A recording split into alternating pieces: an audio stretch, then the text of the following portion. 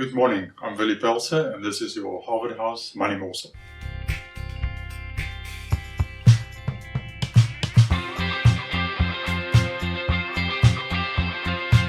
Welcome again, and I suggest you go and click the the bell and subscribe, and then the feed will come through to you on a regular basis.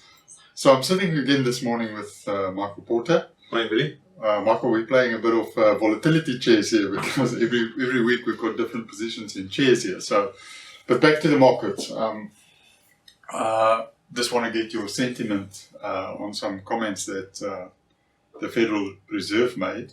But before we get there, I think if I look at the market in general, there's a slight positive undertone, not just to markets, but also to the economy.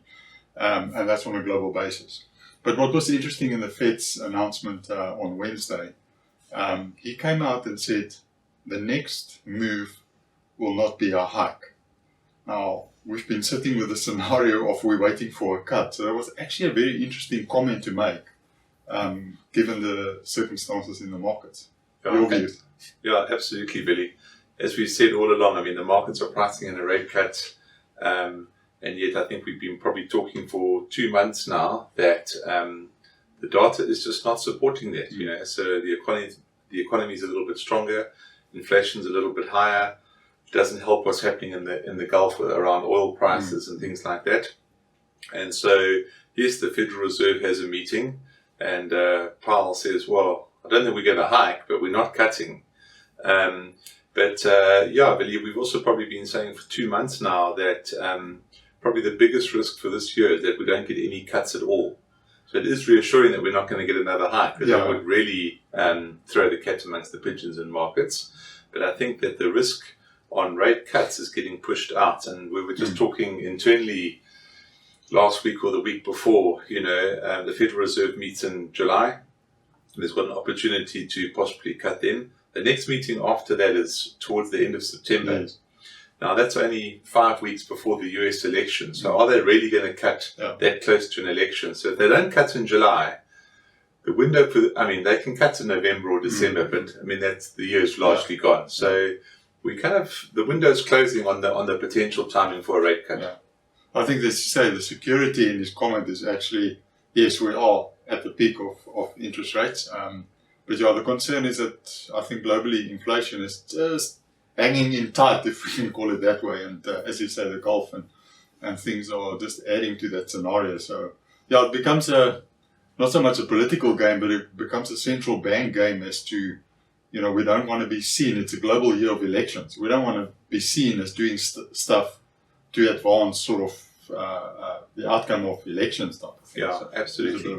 But what is interesting, Billy, is that in the last couple of weeks, well, the last week, 10 days, we're having US reporting season, and there's no doubt that there's a softer consumer trend coming through. So all the fast food companies in particular, Starbucks, McDonald's, quite a few consumer-orientated companies are coming out and saying things are slowing down, you know. And then we had US GDP last week, the week before, which was 1.6%, which was quite a lot weaker than expected. And so that horrible word stagflation has kind of almost reared its head again, you know, which we haven't really talked about for a year, which is, you know, low growth, high inflation, and then interest rates stay high. So, markets have priced in quite a lot of good news.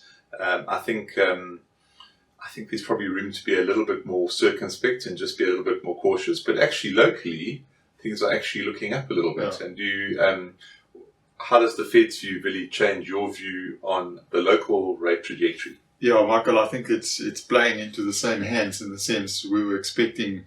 When we started the year, we were sort of looking at this time of the year for the first 25 basis point cut in South Africa. And that's also been postponed. Same thing. Inflation is just hanging in tight. So I think it's we're waiting for one of the central banks, the biggest central banks, whether it's the BOE or the European or the Fed specifically, to make the first move. Now, as you said, if that's pushed out, then we might be looking in South Africa a year going up at the rate that we're at. So there are supporting factors, you know, that might push it forward. But same thing, we've got an election at the end of this month. Yes, next month they can, or I think they meet in June again. So yeah, maybe there's an opportunity for them to cut then. We've got oil price sort of stable coming down, but the rand's the wild card here. It's much stronger. So yeah, maybe there's a bit of a relief. I'm not saying we're going to get a cut, but maybe there's a possibility that they can do things. But I don't think our Reserve Bank will cut interest rates before any of the other major banks in the world. So unless we want to stick our necks out and do something. Yeah, it's always quite tricky. Maybe we could sort of finish off. I have one last comment quickly. Yesterday, the ABSA Purchasing Managers Index came out. You would have seen that as well. It was 54. Yep. So I just, out of curiosity, went back as far as the index went back, and I think it goes back to 2009. Correct. And I'll ask you a question. How many times do you think it's been above? So this is a monthly index. So since 2009, we've had 15 years times 12. I'm going to do the maths here. 180 data points, let's call it that. How many times do you think it's been 54 or higher? 54 or higher. I think around 15 times, 16. That's not bad. I think it was 18 times that I counted. You obviously did the same thing. I know my stats.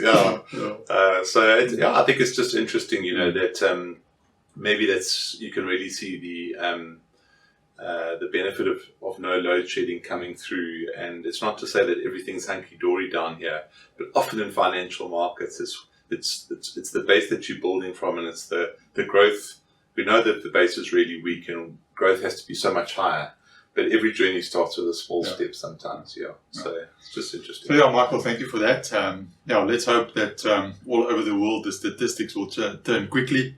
The elections will work out the way that everybody's anticipating. And thank you for watching. Goodbye.